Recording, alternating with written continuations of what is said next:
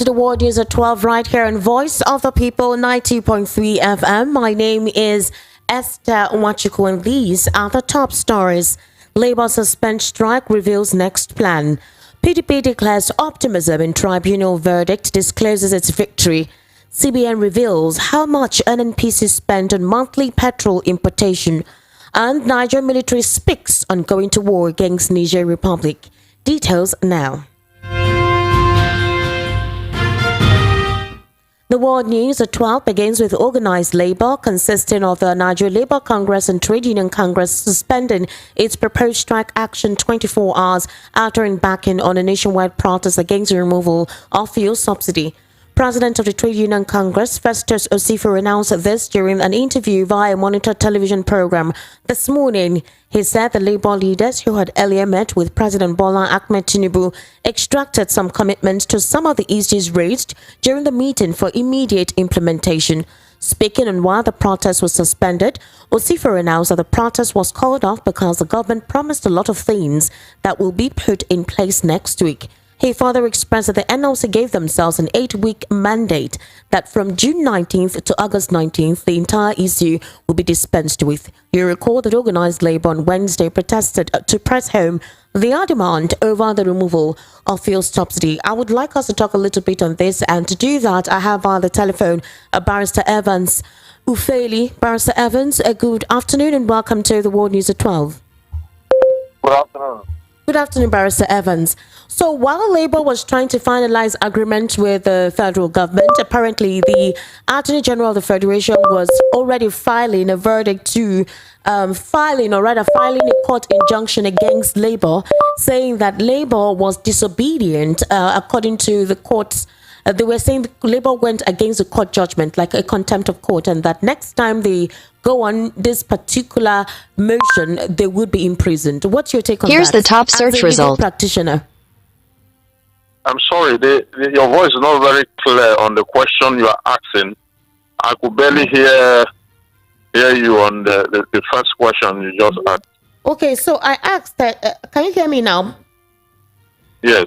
Okay, so the question I asked you is this. While Labour was trying to, come to an agreement with the federal government last night, the Attorney General of the Federation was already filing a case against Labour, saying that they went against they went against the court's ruling for them to suspend anything concerning protest or strike. That the next time they embark on such an exercise again, they will be liable to imprisonment. What's your take on that? Well, the restraining order the court issued to Labour before now cannot be said to be subsisting till now. That order ought to have expired. So I don't know what he's talking about. They should not. The federal government should not throw that line at all. Okay. The federal government should look at the bigger picture of resolving the crisis of the country, rather than saying that Labour will not have the right to go on strike based on a court order. Based on what the okay, go ahead. Yeah, the injunction that was issued against Labour was a perpetual injunction. It was not a perpetual injunction. So if it was to be a perpetual injunction, then Labour will have no right whatsoever to undertake to go on strike. But that injunction was not a perpetual injunction, and it has a time limit within which it can subsist. It cannot be in eternity. So the federal government will continue to violate the economic rights of the citizens. Barrister Evans, this was a particular suit written as at last night in the National Industrial Court of Nigeria in Abuja Judicial Division, which is, of course, at the Abuja province. And the court they wrote it as a headline, Notice of Consequence of Disobedience to Order of Courts. Literally mentioned Comrade Joe Ajaro, Comrade Audu Titus Aruba, that's the Deputy President, Niger Labour Congress, Comrade Prince Adeyoju Adewale, Comrade Kabiru Adosani, Comrade Emmanuel Uwaja, Comrade Engineer Festus Osifo, and Comrade Nuhu A. Toro literally said that unless you obey the directions contained in the order of the National Industrial Court, which was delivered by Honorable Justice Anuwe on the 5th day of June 2023, as per the attached enrolled order, you'll be guilty of contempt of court and you'll be liable to be committed to prison. Has it gotten to the stage where when the people need to react based on the harsh economic realities imposed on them, that a form of authoritarian approach is what is being tabled out at the moment? Barrister Evans, are you with me? Yes, I'm with you, but the line is muffled. Can you hear me better now? Yes, go ahead. So I called out the names of some of the individuals mentioned on the letter written by the court for contempt if they pursue their quest for strike. And I'm asking, has it gotten to a point where the individuals or Nigerians, the citizens in general, do not have a right to complain, to protest concerning the harsh economic realities? So they use the court to silence them or to restrain them? That's the question I'm asking. No, that's not where we are. Okay. You see, the federal government have always tried to repress the right of citizens to protest and air their grievances against the harsh policies of government. Right. A government that is topless should not expect that the people will not rise against such topless policies. All right. So the court, the order of the court that they issue, each time they give an order of the court, to that effect, Labour can as well fight or vacate such order, because these are orders that are not that are inimical to the citizens of Nigeria and at large the population of the country. So in the case under reference, the court did not say that the people do not have the right to protest, because if that is done, it means that such order will be running contrary to a section of the Constitution, section 34 of the Constitution, and the fundamental rights of the citizen as contained in Chapter 4 of the 1999 Constitution as amended. So it is for the government to ensure that they come out with policies that will reduce the burden and the suffering of a Nigerian. Okay. Otherwise, there's no way you can use the courts as an engine to perpetrate repression of the right of citizens as expressly stated in the Constitution of the Federal Republic of Nigeria. It's not going to work. No matter the order they get, these orders are inimical to the Constitution, and they cannot stop citizens from protesting.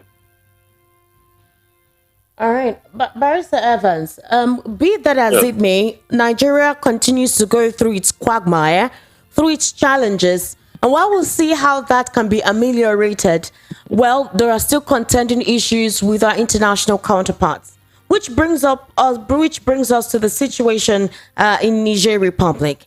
And in order for us to understand the context through which these questions I'm going to direct to you with brought into, I need us to take a listen to this particular, reportage from one of the international media as to what could be the reason why the Niger coup plotters are not listening to the directive of the ECOWAS chair. So I'll kindly please implore you to listen to this. Unfortunately, you have the chair currently, it's Nigeria, and the president of Nigeria, you know, he's also facing a lot of pressure in his country in terms of how the election panned out, in terms of the results, some questioning the credibility of the elections. He's issued a strong statement yesterday, but already when you read the reaction to that statement, people were already saying, you yourself, you are not legitimate, and therefore this time around, ECOWAS is not as strong as the ECOWAS that we are used to. You'd recall when there were challenges in the region previously, they were quick to react and to respond, and there was that credibility because those who were speaking at that time, who were leading the regional body, had credibility. But right now, it's on a very shaky ground. Nobody is nothing. Barrister Evans, I'm sure you heard that, and it's concerning the fact that there have been a debunking from the Nigerian government that it has started mobilizing soldiers and resources to attack Niger Republic following the recent coup that toppled the government of President Mohamed Bazoum Now, today, from the Defense Headquarters by the Director of Defense Information, Brigadier General Tukuruguso, he said a military invasion is one of the last options that would be considered in the situation in Niger Republic, and that the armed forces cannot proceed on any operation in any of the member states of ECOWAS without a mandate from the authority of heads of state and government, as they are yet to receive any such directive. Barrister Evans, despite the, would I say, the censoring, right? They've been able to create a blockade. No, in Niger Republic, there's a no-fly zone amongst ECOWAS countries, into Niger. Also, the Nigerian government has taken away electricity and other services that it renders to Niger Republic. But they still stand on the coup that they took over, saying that it almost feels like the respect for the ECOWAS chair is not there. Could the report from that international journalist as to what the body language is, could it be true that possibly because Bola Ahmed Tinubu's case is still at the tribunal, there is a tendency that his legitimacy is on a wobbly stance? Could that be one of the reasons why there has been no obedience to the order? Well, except that it's not the coupists did not expressly say that because the ECOWAS chair is one who is still his legitimacy is equal to question because it's in the tribunal. Okay, there is no express statement to that effect. However, people can say impliedly that that may be a cause, but for me, I don't see it that way. The reason I don't see it that way because the coupists already made their statement. Okay, they made a statement to the effect that any international organization, including ECOWAS, that will try to stop them from doing what they are doing, they will deal with them severely. And if you look at that, there are some other African countries too that have been taken over by the military, who are also threatening and say that if any organization, soldiers, or any international, or like ECOWAS, get into Niger Republic, that they too are going to join forces with the Niger Republic to fight against that particular decision. So they are making this, but like, I think the president of the person in charge now in Guinea-Bissau, by virtue of the coup there and the coup in Niger, and there are also citizens in Niger who are also making drums of support for the military invasion and the military intervention in Niger as we speak. The statement they made was a general statement to ECOWAS and any other organization that wants to stop them from exactly what they're doing. But the ECOWAS have issued a statement that it is the democratically elected president that is recognized by law, and that the military should give way for the democratically elected governor to subsist, and president to subsist in the country. Okay. And take down their own issue, what they are doing right now, which is contrary to law. But they have said they are not going to do that. They will continue to invade the place and all that. All right.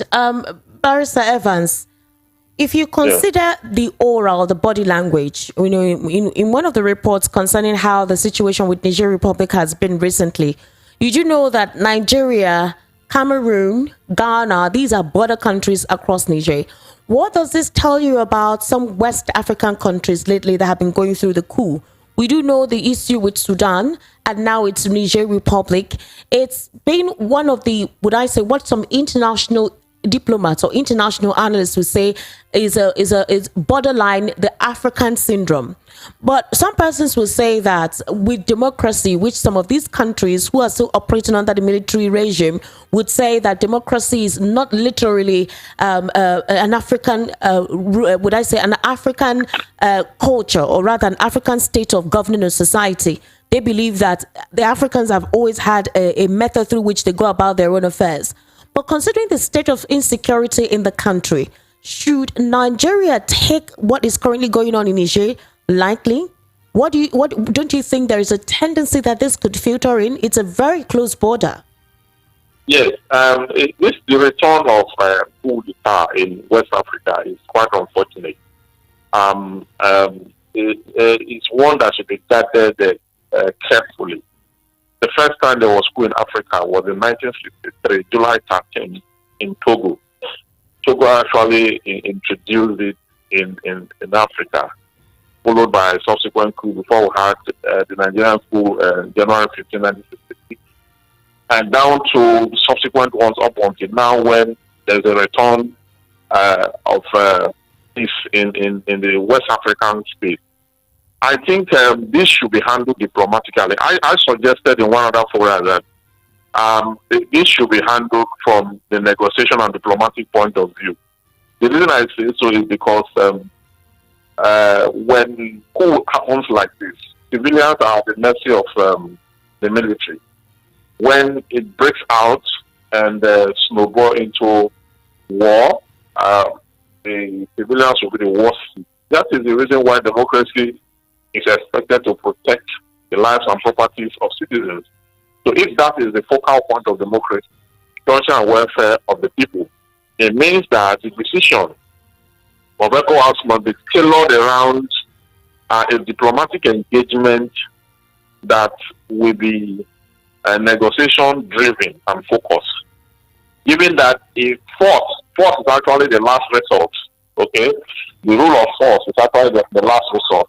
In as much as all of us condemn what has happened in Niger, and we agree that it's undemocratic, we should also look at the inverse.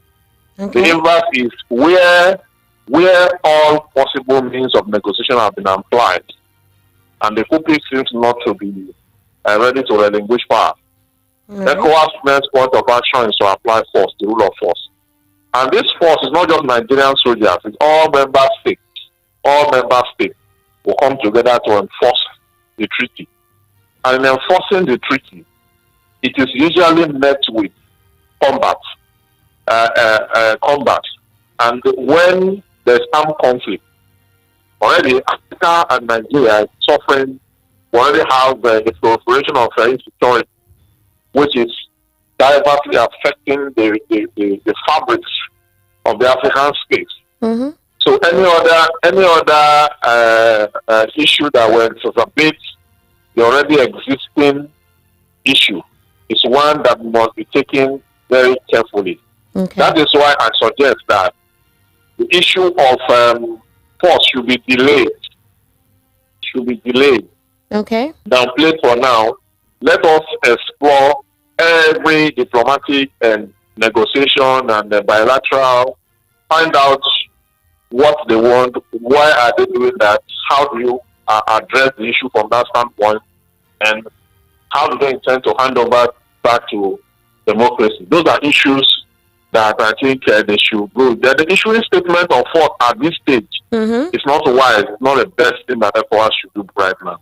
All right, Barrister Evans, I'm sure you are aware of the tragic incident that took place yesterday at Idon, one of the doctors that got crushed by an elevator from the 10th floor of the building, where one of the doctors, whose name is Vari, she was inside it. Now, apparently she was said to have been on her way to the ground floor where she was going to pick up a delivery from a dispatch rider. Apparently, this young lady who passed on yesterday is a graduate of one of the private universities. And it's quite an unfortunate scenario if you consider the details that emerged after she passed on. Now, the consequence of why we're having this conversation is that we seem to have a government that is more reactionary than proactive. And the next question I want to ask you is this. For how long will we continue to have such drastic instances happen, whereby lives have been lost before there's a sort of succor or solution found? Now, this lady who got crushed yesterday could have actually been alive when that unfortunate incident happened.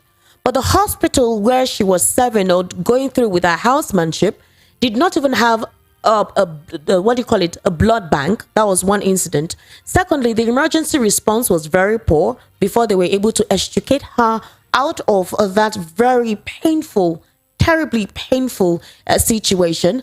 And then at the end of the day, the doctor who was meant to be available, like the specialist, before he arrived, it took time. This lady died due to negligence, due to incompetence, due to measures that could have been prevented. And I want to read out a tweet here. It's important for us to talk about this, because when things like this happen, after the momentum is gone, everybody seems to forget about it.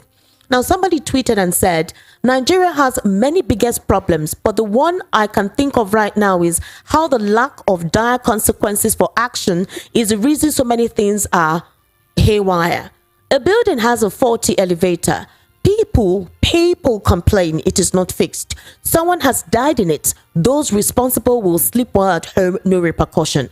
Someone constructed a road. In weeks, the road is bad again. The person will get more contracts. Soldiers went to the toll gate, and then, of course, it happened. Nobody paid for it. Somebody battered a woman in a sex toy shop. Today, he's a senator. And a couple of other issues that have transpired, and no one has taken repercussion for it.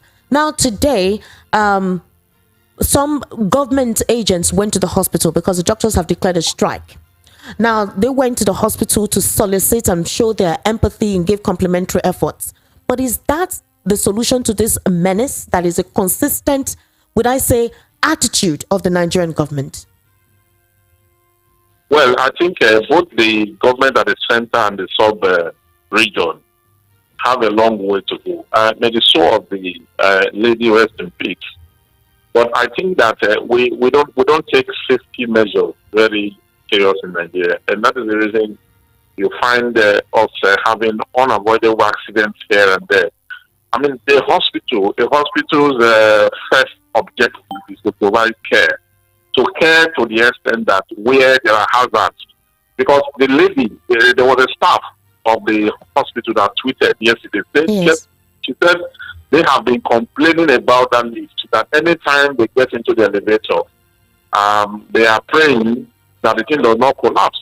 And that they made several complaints repeatedly to the management to look into the issue and fix it. The management paid deaf ears to that until yesterday when that accident happened. Unfortunately, killed a graduate a medical doctor within the complex, and she could not. They were unable to rescue her. That is someone who had an accident in the same complex where you call a hospital.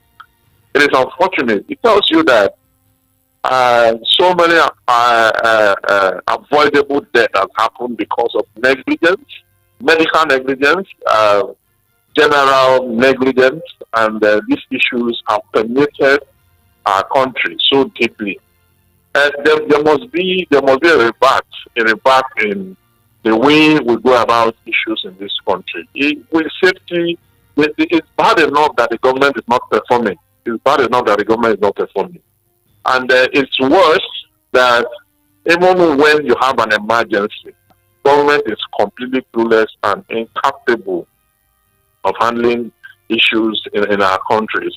In our country, I believe we need to make and create further legislations on safety matter and sensitize people. First of all, the person who installed that elevator should be called to question. Should be prosecuted for not doing the right thing. If it is the manufacturer's fault, they must reach out to the manufacturer. Okay? Yes. The manufacturer must be liable for negligence. If it is the fault of the hospital, the appropriate authority must deal with that. Okay? Because I know that there is a standard organization of Nigeria who is supposed to vet and find out whether that elevator was the proper one for that purpose. And I also know that there is a structural engineer who would have constructed that place and recommend the kind of elevator that should be needed. Where is that structural engineer? Where is the company? Where is the standard organization of Nigeria that approves that elevator can be used for that purpose? So it is this chain of collective professionals. The negligence of one affects the other, and the negligence of all affects all. Sorry to cut you off a little. It's so bad that during the campaign season, when the president was going to come along, the governor of Lagos State, the current governor of Lagos State, was going to come along that axis to campaign. The roads were actually very bad. It's a flood-prone area, right? And in 3 days, they were able to fix the route through which the governor would ply, right, in order for him to go about his campaign activities at that time. So is a question now, is it that there is no competent company, individual to do the needful, or could it be corruption at play? Because it could be that the government had actually given funds, or whoever had given funds for that thing to be properly taken care of. But as usual, when it gets to companies like that, they rather patch rather than completely do an overhaul. Could it be one of those scenarios at play here? Well, now I'm going to put it back to you. So why is it that the government does not have quality control persons when contracts are awarded? When contracts are awarded, the government is supposed to have a quality control engineer that will ensure that it is the specification of what was awarded that is being fixed. Otherwise, corruption will overrun the contract, and possibly that government award contract and turn behind, face another direction. When the contract is executed and commissioned, nobody is on ground, the quality control engineer that will ensure that what was quoted for that contract was what was installed.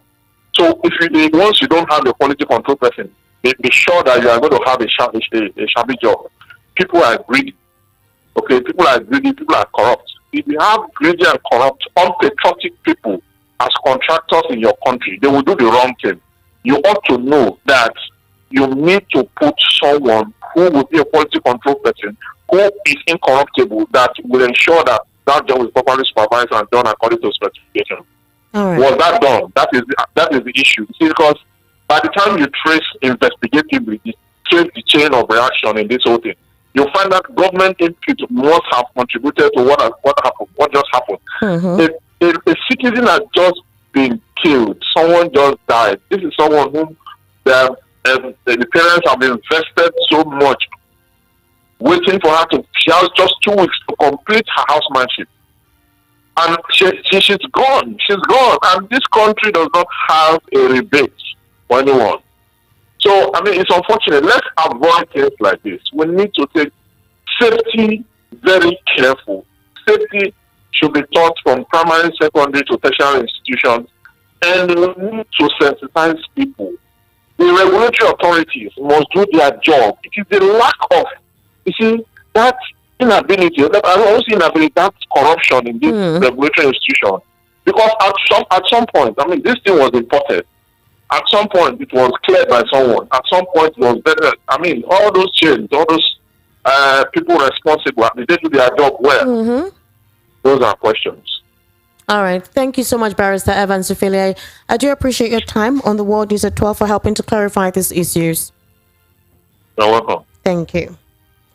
Now in politics, stalwarts of the People's Democratic Party have expressed optimism and determination to reclaim victory at the Presidential Election Tribunal, assuring Nigerians of a brighter future and pledging to wipe off their tears caused by the hardships inflicted by the policies initiated by the All Progressives Congress-led government.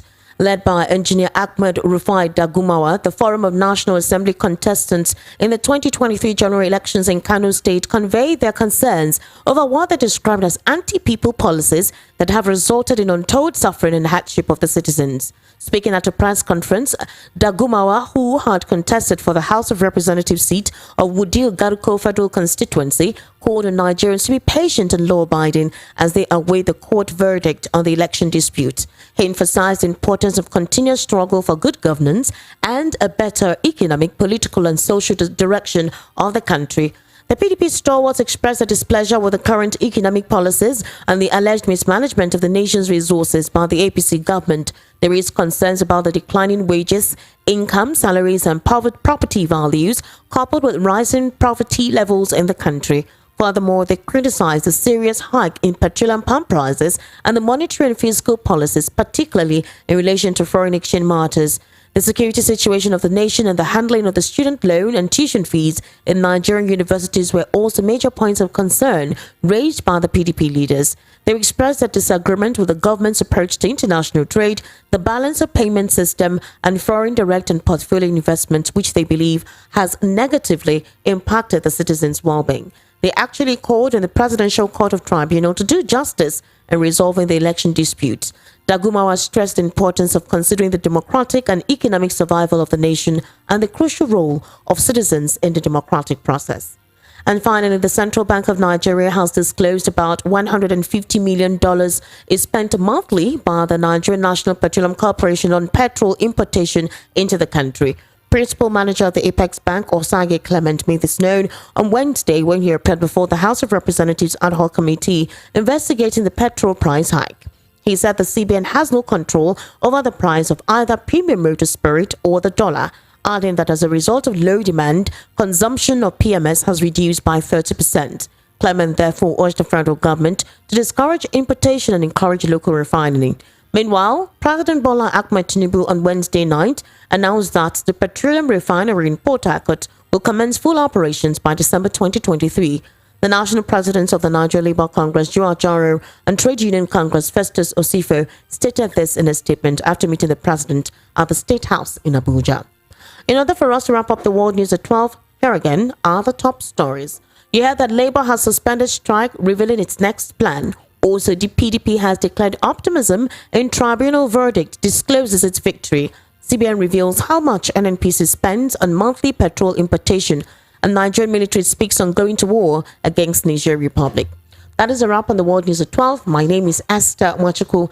Good afternoon. Thank you for listening. Up next is Matters with Ikami Jude.